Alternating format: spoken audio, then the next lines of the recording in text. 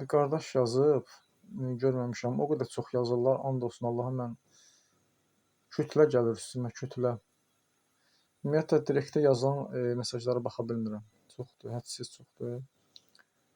Kommentlərdə də ki, gördüyü cavab verirəm. Qardaş, incimə başa dönərəm, verirəm cavab. Bir də neçə onkoloji xəstəyə demişəm, bunu eləyib, ürək bulanması gedib. İnşallah siz də eləyin. Yazıb ki, qardaş, yazmışam sənə burada da bəzi videoların altında şəxsidə. Yəqin ki, görməmisən. Zəhmət olmasa ürək bulanmaya aid nəsə məsləhət edərdin onkoloji xəstəyə. Güldəfnə. Qardaşım, get güldəfnə al. 200-300 qram al. İndi ximiya vurulduqca, belə deyim də, ürək bulanma olduqca fərqi yoxdur. Kimdə ürək bulanma var, bunu eləsin.